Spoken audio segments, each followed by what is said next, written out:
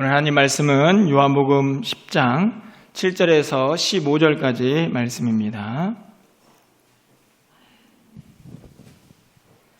신약성경 162쪽에 있습니다.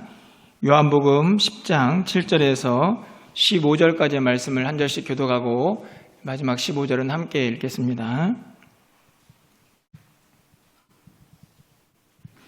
그러므로 예수께서 다시 이르시되 내가 진실로 진실로 너희에게 말하노니 나는 양의 문이라. 나보다 먼저 온 것자는 다 절도요 강도니 양들이 듣지 아니하였느니라.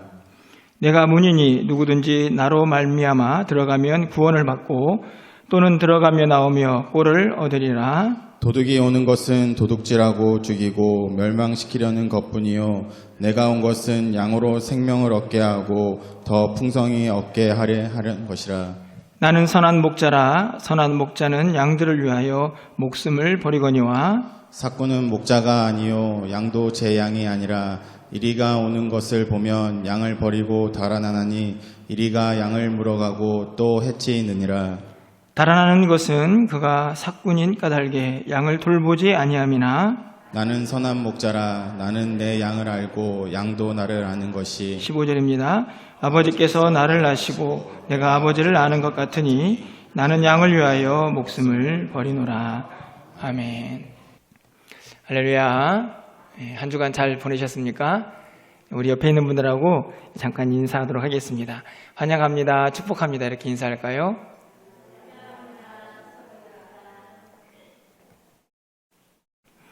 네, 오늘은 5월 넷째 주일인데 마지막 주일은 아니고 한 주가 더 있습니다.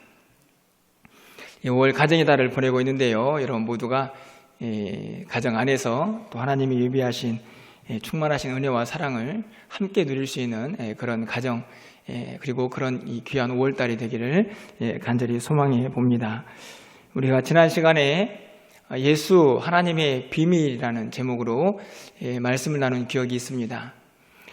이번 주는 한 주 더 우리가 믿고 있는 예수님이 누구신가 하는 내용을 함께 좀 살펴보려고 합니다. 오늘 우리가 읽은 본문은요, 예수님께서 요한복음 7장에 가보면 절기를 지키기 위해서 예루살렘으로 올라가는 모습이 기록되어 있는데 그 과정 속에서 유대 종교 지도자들, 특히 바리새인들과 논쟁을 하는 장면이 기록이 되어 있습니다. 그리고 이런저런 사건들이 계속 기록되는데요. 오늘 우리가 읽은 요한복음 10장도 그 논쟁의 연장선에 있다라고 생각을 하시면 되겠습니다. 이 바리새인들과 함께 논쟁을 하면서 예수님께서 오늘 이 요한복음 10장에서 전반부에서는 양의 우리에 대한 비유를 하시고 후반부에서는 그 양의 우리의 비유에 대한 해석을 예수님께서 하시는 장면이 기록이 되어 있습니다. 그 과정 속에서 선한 목자라는 이 문구를 사용하시면서 유대 종교 지도자들에게 참된 지도자가 어떤 사람인가 하는 것을 다시 한번 가르쳐주고 있는 내용이 오늘 본문의 말씀입니다. 양과 목자의 개념은 사실은 구약 성경을 조금만 이해하고 또 이스라엘 문화를 이해하는 사람이라고 하면 누구나 쉽게 접할 수 있는 문구라고 생각할 수 있습니다. 이 양과 목자는 구약 성경에서 하나님과 그의 백성의 언약적 관계를 아주 잘 설명하는 아주 중요한 문구 중에 하나인데요. 우리가 잘 알고 있는 것처럼 시편 23편이죠. 1절 말씀에 보면 여호와는 나의 목자시니 내게 부족함이 없으리로다.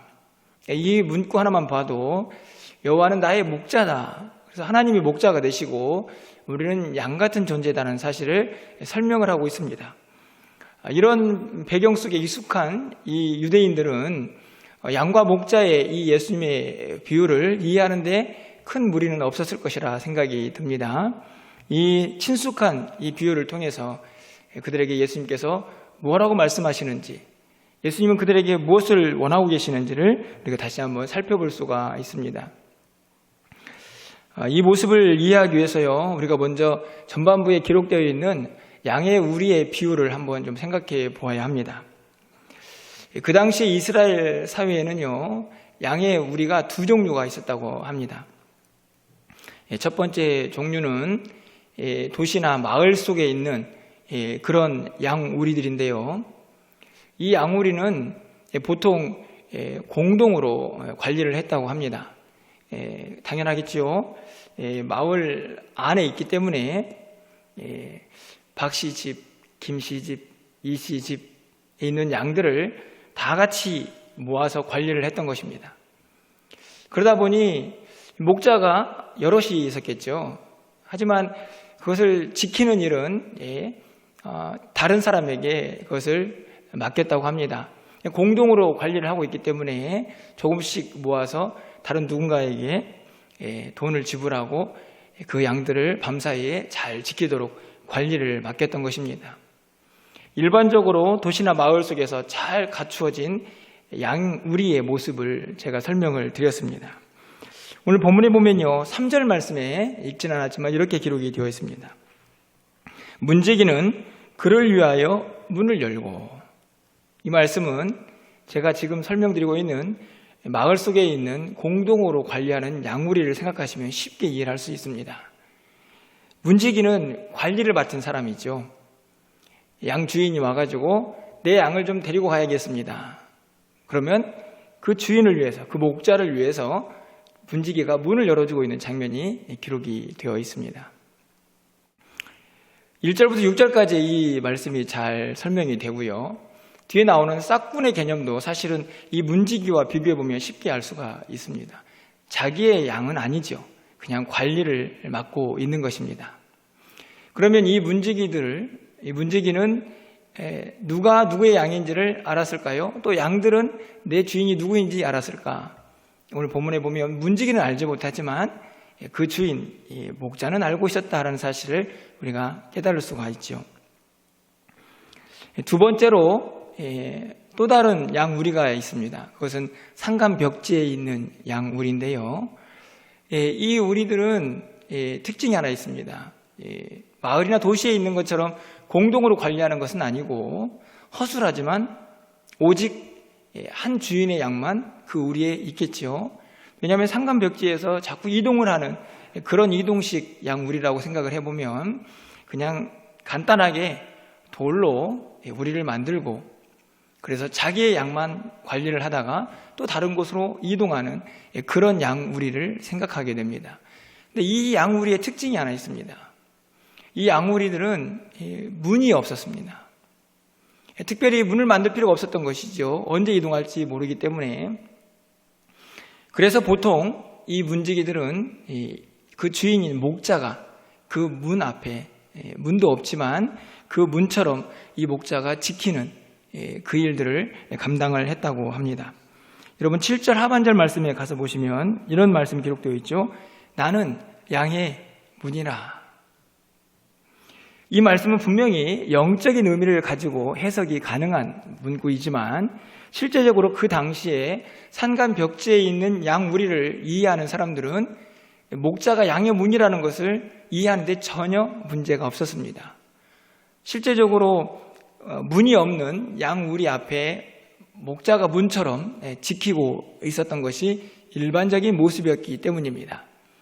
그렇게 보면 오늘 이 상반절에 있는 이 양우리들, 이 전반부에 기록되어 있는 양우리들은 마을에 있는 양우리와 또 산간벽지에 있는 양우리를 잘 비교해서 설명을 하며 그곳에서 정말로 필요한 예수님의 비유를 드러내는데 잘 사용되고 있다. 이렇게 생각해 볼 수 있습니다. 정말 친숙한 그런 양우리들, 그것을 비유로 사용하시면서 오늘 이 유대인들에게 또 이스라엘 백성들에게 진리의 말씀을 선포하고 있는 것이죠. 너무나 친숙해서 쉬운 비유지만 사실은 오늘 이 비유 속에는 아주 묵직하고 그리고 아주 중요한 예수님의 진리의 복음이 선포되어 있는 것을 우리가 알 수가 있습니다. 오늘 본문의 비유에서요, 그것을 설명하는 과정 속에서 우리가 깨달아야 할 것은 예수님이 누구신가 하는 것을 분명하게 드러내고 있다는 것이지요. 앞에서 살펴보았듯이 7절에서는 나는 양의 문이다. 예수님께서 말씀하십니다. 11절에서는 나는 선한 목자다. 이렇게 말씀하시죠. 나는 양의 문이다. 나는 선한 목자다. 나는 무엇이다. 제가 언젠가도 말씀을 드렸는데요. 이 요한복음이 사용하고 있는 아주 독특한 문장 구조입니다. 영어로 I am 이라는 이 단어로 시작되죠. 나는 누구누구다. 이 요한복음에 무려 7번이나 등장을 합니다. 우리가 잘 알고 있는 구절들이죠. 나는 생명의 떡이다. 나는 세상의 빛이다. 나는 부활이요 생명이다. 나는 길이요 진리요 생명이다. 나는 참 포도나무다. 모두가 다 나는 무엇이다 라고 그렇게 기록이 되는 문구입니다. 그런데 왜 이 문구가 중요합니까? 바로 이 문장이 예수 그리스도의 신성을 드러내는 아주 중요한 문장이기 때문에 그렇습니다. 출애굽기 3장 14절 말씀에 가서 보면 모세가 하나님에게 묻죠. 내가 이스라엘 백성들에게 하나님 누구라고 물으면 뭐라고 대답할까요? 그때 하신 말씀이 나는 스스로 있는 자다. 나는 스스로 있는 자다. 여기에서도 하나님께서 I am 이라는 문구를 사용을 하십니다. 요한복음은요, 철저하게 하나님의 이 나는 누구다라는 구조를 그대로 가지고 와서 예수님이 하나님의 아들이고 메시아 되신다는 사실을 분명하게 드러내고 선포하는 작업들을 계속하고 있는 것이죠. 오늘 본문에는 그 두 가지가 등장하고 있는 것입니다. 나는 양의 문이다.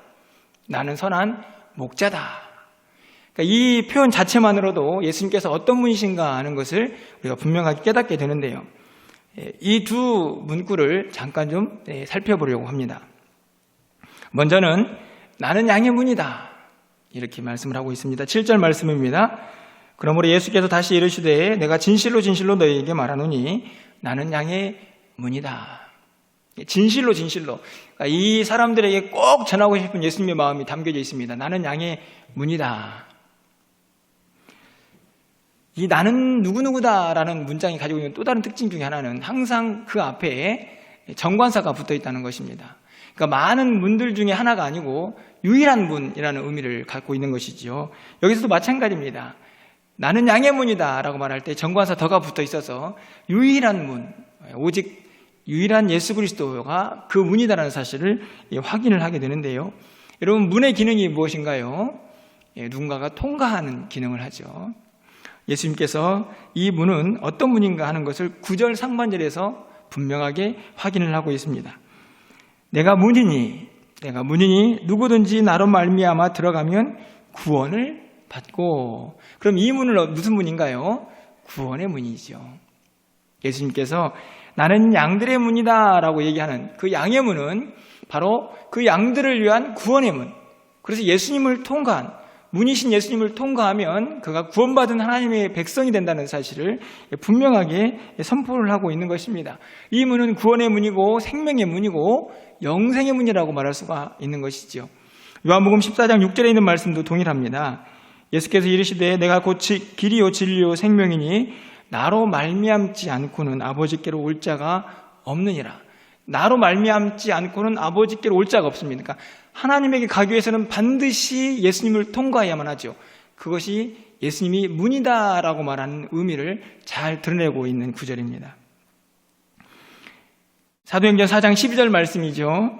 다른 이로서는 구원을 받을 수 없나니 천하 만민 중에 구원을 받을 만한 다른 이름을 우리에게 주신 일이 없음이라 하였더라. 사도들이 전한 복음도 다른 것이 아닙니다. 예수님만이 유일한 구원의 문입니다 라는 사실을 분명하게 확인을 하고 있었던 것이죠. 그래서 예수님 이외에 다른 존재들은 무엇이라고 얘기합니까? 절도요 강도다 라고 기록을 하고 있는 것입니다. 1절 말씀이죠. 내가 진실로 진실로 너에게 이르노니 문을 통하여 양의 우리에 들어가지 아니하고 다른 데로 넘어가는 자는 절도며 강도다. 예수님 외에 다른 문은 존재할 수 없고 그 문은 절도요 강도다라고 말씀합니다. 8절 말씀을 보시면 나보다 먼저 온 자는 다 절도요 강도니 양들이 듣지 아니하였느니라. 여기서 예수님보다 먼저 온 자들은 오늘 지금 이 대화의 대상인 유대인들, 종교 지도자들이라고 말할 수 있습니다. 조금 더 의미를 넓혀본다고 하면 예수님 이외에 다른 것을 주장하는 모든 문들은 가짜다라는 것을 분명하게 선포하고 있는 말씀이죠. 그래서 그 목적과 결과는 매우 치명적입니다. 여러분 10절 말씀 상반절에 도둑이 오는 것은 도둑질하고 죽이고 멸망시키려는 것뿐이다. 그러니까 예수님 이외에 온 절도요 강도들은 그 목적들이 도둑질하는 것이고 빼앗는 것입니다. 그래서 그 결과는 멸망이죠. 예수님께서 분명하게 이 말씀을 하고 있습니다. 양들을 고통스럽게 하는 존재들이라는 것을 분명하게 선포하고 있는 것이죠. 오늘 본문을 통해서 우리가 어떤 존재인가 하는 것을 알 수가 있습니다. 예수님께서 우리를 부르셔서 그 양의 문을 통과한 자들, 바로 우리들이다라는 사실을 오늘 본문이 우리에게 가르쳐주고 있는 것이죠. 계속해서 두 번째로 예수님께서 뭐라고 말씀하셨습니까? 나는 선한 목자다. 11절과 14절 말씀이죠. 11절 말씀을 먼저 가서 보시면 나는 선한 목자라 선한 목자는 양들을 위하여 목숨을 버리거니와 14절 상반절에도 나는 선한 목자다라고 기록을 하고 있습니다. 선한 목자, 예수님께서 왜 선한 목자라고 말씀을 하셨을까요? 여기서 선하다는 말은 우리가 알고 있는 것처럼 착하다 의미가 있습니다. 뿐만 아니라 아름답다라는 의미도 있죠. 그러면 예수님이 그 성품이 착하다라는 말을 하기 위해서 이 선하다라는 형용사를 사용하고 있는 것일까요? 물론 그렇게도 해석을 할 수 있습니다. 하지만 이 본래 이 선한 목자의 참된 의미는 누가 진짜 목자이고 참된 목자이냐라고 하는 의미를 담고 있습니다. 다시 말하면 선한 목자이신 예수님은요, 참된 목자라는 의미를 담고 있다는 말씀입니다. 이 선한 목자라는 의미도 정관사가 붙어 있어서 유일한 목자다. 많은 목자들 중에 한 명이 아니고 유일하신 이 선한 목자가 예수 그리스도라는 사실을 함께 강조를 하고 있습니다. 이 선한 목자의 개념을 좀 더 분명하게 이해하기 위해서 예수님은 싹군에 대한 비유를 들고 계시죠. 이 싹군을 보면 누가 진짜 참된 목자인가 라는 것을 우리가 쉽게 알 수 있습니다. 여러분 싹군의 특징을 한번 볼까요? 12절 말씀입니다. 우리 12절 말씀을 좀 함께 읽어보도록 하겠습니다. 12절입니다.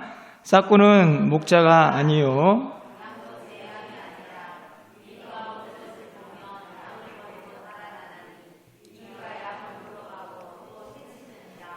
아멘. 이 싹군의 특징입니다. 이 싹군을 강조하고 있는 이유는 선한 목자와 어떤 차이가 있는가를 드러내기 위함이죠. 이 싹군은요, 싹을 받고 양들을 관리하는 사람입니다. 목자가 아니라는 얘기죠. 자기의 양들이 아닙니다. 그래서 양들이 위기에 처하면 이 싹군은 어떻게 할까요?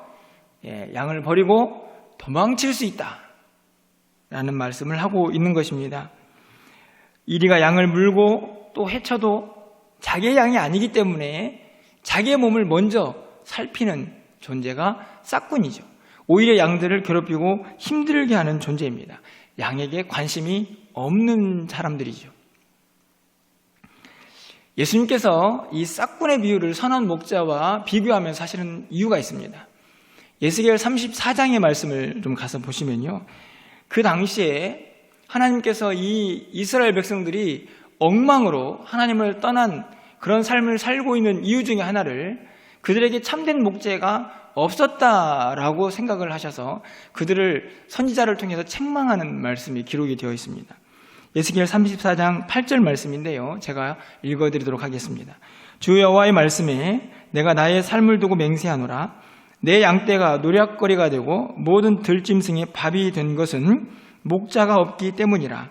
내 목자들이 내 양을 찾지 아니하고 자기만 먹이고 내 양떼를 먹이지 아니하였도다. 이 싹군이죠. 이 당시에 이스라엘의 종교 지도자들이 있었습니다. 하나님께서 목자로 세우는 사람들이죠. 그들에게 말씀을 가르치고 또 하나님을 어떻게 섬기는 것이, 하나님을 경외하는 방법이 무엇인가를 가르쳐야 할 사람들입니다. 그런데 그들이 어떻게 했을까요?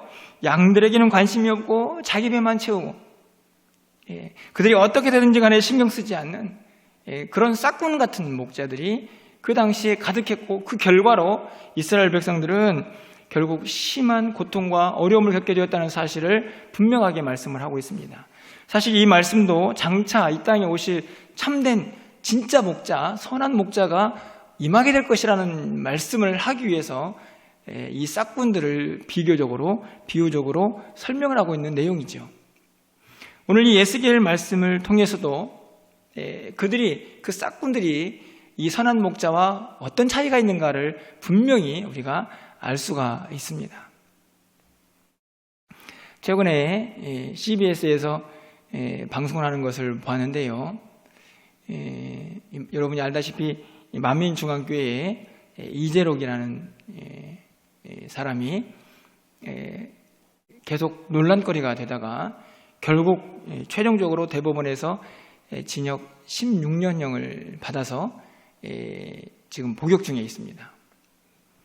지금 만민중앙교회는 이미 매각이 되었고 그 매각한 돈을 가지고 신대방 쪽에 있는 또 다른 교회를 사서 올 네이션스라는 이름으로 다시 자리를 잡고 있는데요. 그래서 지금 이 관악교구협의회에서는 그 일을 좀 막아야겠다라는 운동을 지금 벌이고 있는 상태인데요. 어떻습니까? 그 이재록 씨를 누가 목자라고 할까요? 이 성도들을 성폭행하고 그들을 착취하고, 그런데 더 안타까운 것은 뭐냐면 여전히 지금 감옥에 있는데도 불구하고 그를 목자로 생각하고 따르는 무리가 있다는 것입니다. 제가 오늘 이 말씀을 준비하면서 참 많은 생각을 하게 되었는데요. 이 시대에 정말 양들을 사랑하는 참된 목자, 그리고 그 양의 고통과 아픔을 나누고 또 양들은 또 목자의 음성을 알고 그렇게 그 목자를 따르는 그런 양들, 그런 이 목자와 양과의 관계가 정말 잘 서 있는가 하는 것을 좀 다시 한번 심각하게 고민하면서 기도하게 됩니다.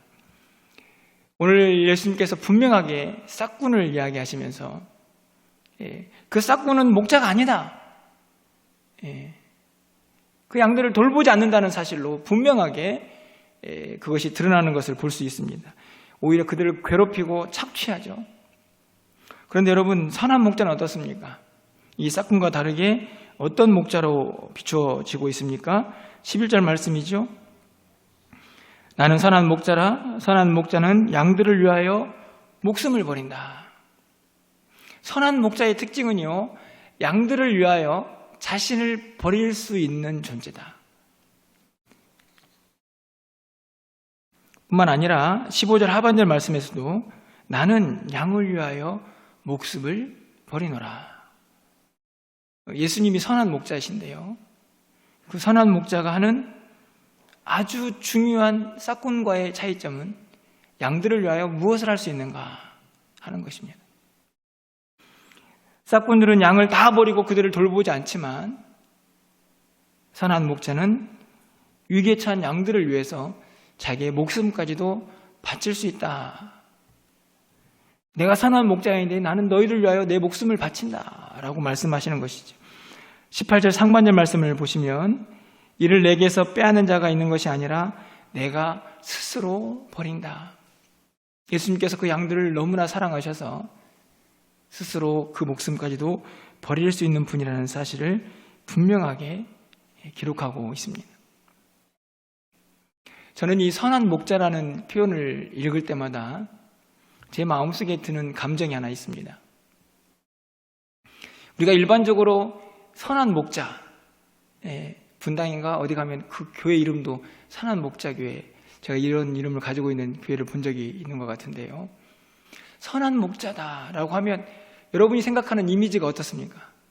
뭔가 좀 따뜻하고 착하고 아름답고 그런 느낌이 들지 않습니까? 선한 목자. 그런데 실제적으로 이 선한 목자 속에 담겨지는 이미지는요, 매우 충격적입니다. 이 선한 목자는 그냥 푸른 풀밭에서 양들과 함께 즐겁게 뛰놀고 그렇게 행복한 시간을 보내는 목자가 아니기 때문입니다. 이 선한 목자는 양들을 위하여 자신을 죽일 수 있는, 자신을 버릴 수 있는 그 십자가가 보여지는 목자죠. 그러니까 선한 목자의 개념 속에는 너무나 묵직한 개념이 담겨져 있습니다. 예수 그리스도의 십자가, 채찍질, 가시면류관, 그리고 십자가에서 자기의 물과 피를 다 쏟으신 그분의 희생이 이 선한 목자라는 개념 속에 담겨져 있는 것이죠. 누구 때문에요? 무엇을 위해서요? 양들을 지키기 위해서. 양들을 위해서 자기의 생명을 아낌없이 바칠 수 있는 존재가 선한 목자입니다. 예수님께서 나는 선한 목자라는 말씀을 하실 때에는 내 목숨을 너희를 위하여 버렸다. 내가 너희를 위하여 아낌없이 내 생명을 내놓았다. 라고 말씀하시는 의미가 담겨 있다는 사실을 우리가 절대로 잊어버려서는 안 된다는 말씀입니다. 그 피의 은혜를 우리가 입고 우리는 어떤 존재가 되었습니까? 우리에게 어떤 은혜가 임하게 되었을까요? 여러분 오늘 3절 말씀을 보면요. 먼저 우리를 불러내셔서 구원하셨다라는 말씀을 기록합니다. 우리 3절 말씀인데요. 우리 3절 말씀을 함께 좀 읽어보도록 하겠습니다. 문제기는 그를 위하여 문을 열고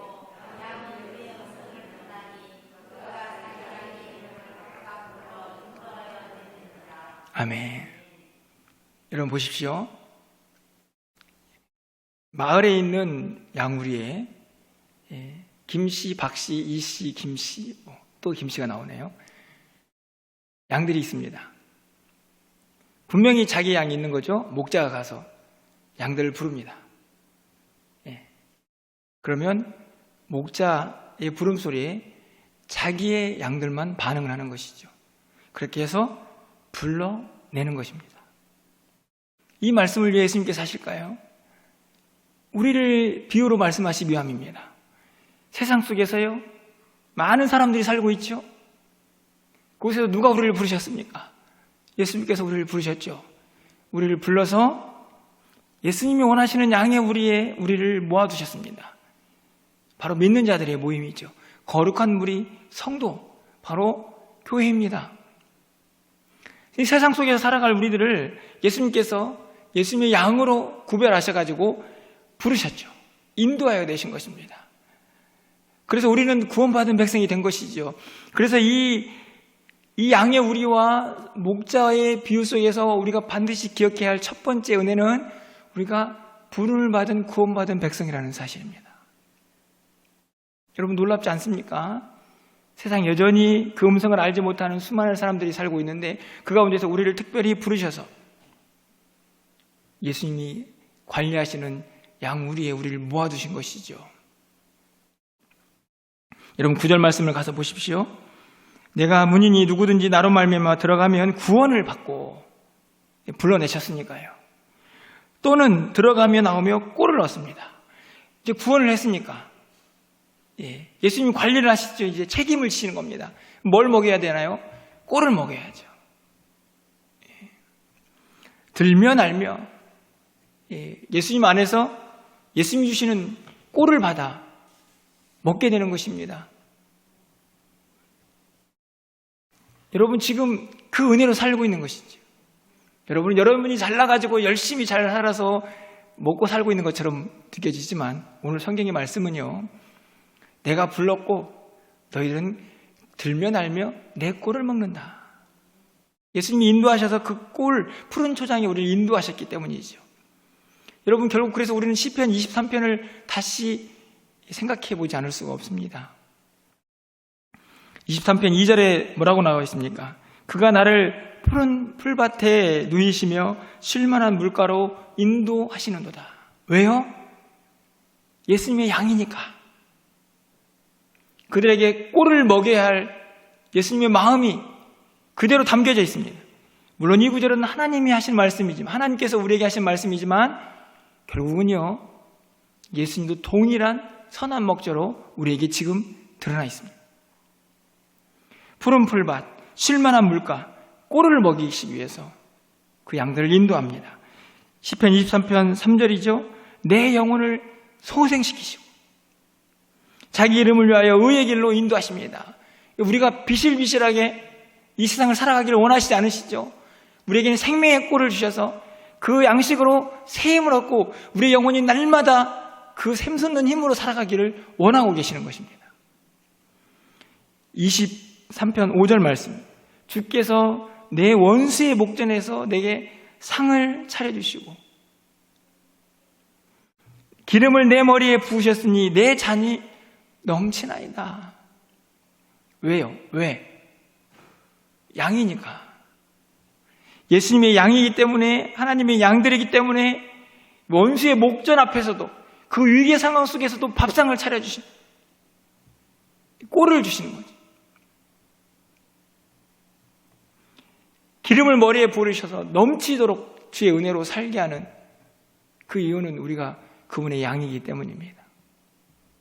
잘났든 못났든 강권적인 은혜로 우리를 부르셔서 우리를 인도하셨습니다. 그리고 책임을 지시죠. 꼴을 얻어 먹게 하시고 그리고 살게 하십니다. 두 번째로는 우리에게 주신 은혜가 무엇일까요? 10절 말씀입니다. 우리 10절 말씀도 함께 좀 읽어볼까요? 10절 있습니다.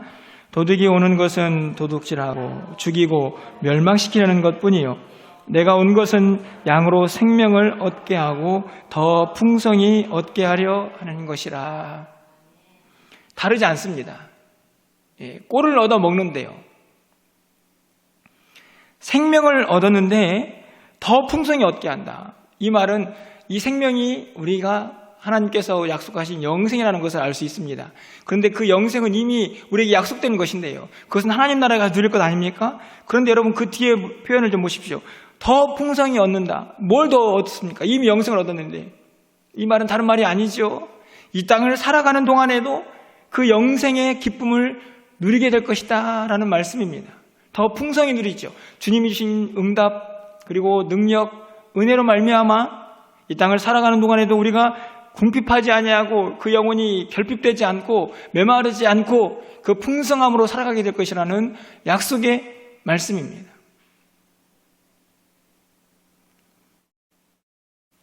우리가 예수님의 양이 되어서 그분의 부름을 받아서 구원을 받았습니다. 그분께서 우리에게 들며 날며 꼴을 먹게 하셨습니다.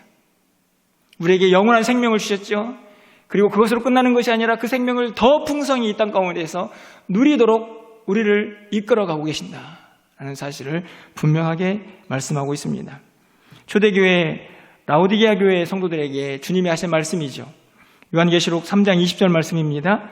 볼지어다 내가 문 밖에 서서 두드리노니 누구든지 내 음성을 듣고 문을 열면 내가 그에게로 들어가 그와 더불어 먹고 그는 나와 더불어 먹으리라. 여러분 분명히 이 본문을 보면 우리가 잘 알고 있는 말씀인데요. 예수님께서 문 밖에서 두드리고 계신다라는 생각만 머릿속에 기록된 것이 아니고 그 뒤에 문장이 아주 중요합니다. 그는 그와 더불어 먹고 그리고 그는 나와 더불어 먹을 것이다. 무엇을 의미합니까? 꼴이죠, 꼴. 예수님께서 우리를 부르셨기 때문에 그와 함께 먹고 마시며 영생의 기쁨을 이 땅 가운데에서 누리게 하시겠다라는 약속의 말씀입니다. 뿐만 아니라 마지막으로 우리에게 약속하신 은혜가 있습니다. 14절 말씀이죠. 나는 선한 목자라. 나는 내 양을 알고 양도 나를 안다. 우리를 부르셨기 때문에 예수님께서 우리에게 하신 약속입니다. 내가 너를 안다.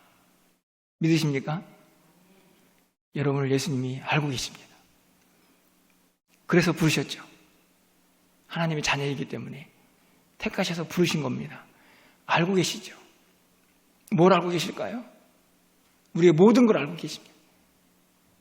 우리의 연약함도, 우리의 부족함도, 우리의 필요도. 알고 계신다는 것은 무엇을 의미합니까? 완벽하게 인도하신다는 것을 의미합니다. 알고 계신 것으로 끝나는 것이 아니고 우리가 필요한 것들을 채워주시고 우리에게 부족한 것들을 또 충만케 하시고 우리의 기도를 들으시고 우리가 갈 바를 알지 못할 때에 우리보다 더 먼저 아시는 주님께서 우리의 기도를 인도하실 것이라는 약속의 말씀이 내가 너를 안다라는 말씀입니다. 하나님께서 모세에게 지치고 힘들어서 어려움 당하는 모세에게 이렇게 말씀하셨습니다. 출애굽기 33장 17절 말씀이죠. 여호와께서 모세에게 이르시되 내가 말하는 이 일도 내가 하리니 너는 내 목전에 은총을 입었고 내가 이름으로도 너를 안다. 여러분, 이 말씀이 믿어지시면요, 우리는 이 땅을 잘 살 수 있습니다. 내가 이름으로도 너를 안다. 모세에게 하신 말씀입니다. 네 이름만 들어도 네 고통, 네 아픔, 네 어려움, 네 필요, 네 갈 길 내가 안다. 그 하나님이 오늘 선한 목자가 되신 예수님에게서 그대로 보여집니다. 목자는 양을 안다. 여러분을 알고 계십니다. 예수님 여러분을 알고 계십니다. 시편 139편 1절과 2절 말씀이죠. 여호와여, 주께서 나를 살펴보셨으므로 나를 아시나이다. 주께서 내가 앉고 일어섬을 아시고 멀리서도 나의 생각을 밝히 아시오매. 나의 모든 것들을 아시는 주님께서 우리를 완벽하게 인도하실 것을 여러분이 믿음으로 고백하시기를 바랍니다. 은혜입니다.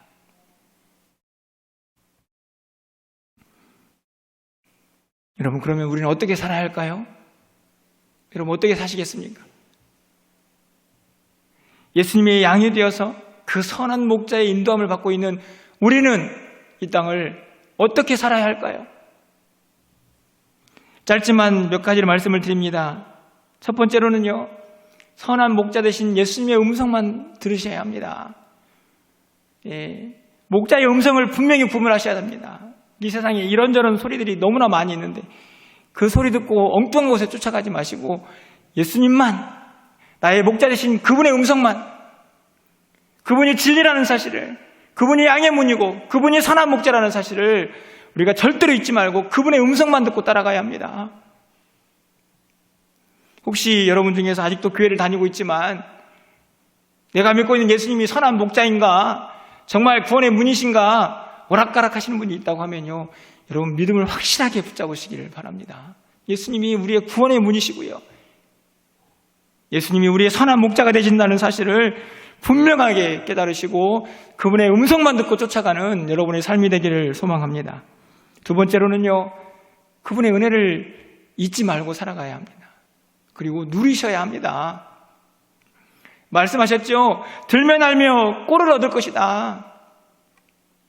생명을 얻을 건데 더 풍성히 얻을 것이다. 그냥 맨날 없는 사람처럼 부족하다, 연약하다, 그런 말씀을 하는 것이 아니고 오늘 말씀하신 대로 들면 알며 예수님으로부터 풍성하신 꼴을 좀 받아 누리시고 푸른 초장에서 물가에서 제공하시는 그 풍성하신 은혜를 좀 마음껏 받아 누리셔서 여러분 그 은혜에 합당한 삶을 좀 이 땅 가운데 살아가시기를 소망합니다. 우리에게는 이미 영생이 약속되어 있죠.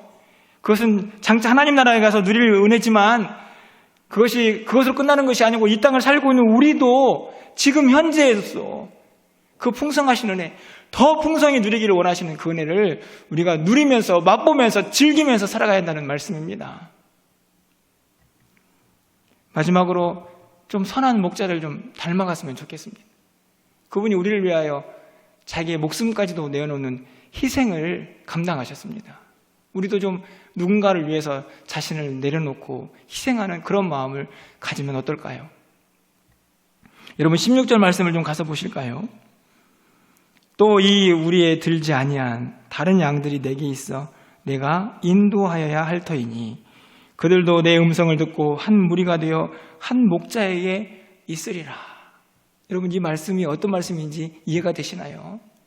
예수님께서요 이미 이렇게 불러가지고 한 우리에다가 하나님의 사람들을, 양들을 다 불러 모았습니다.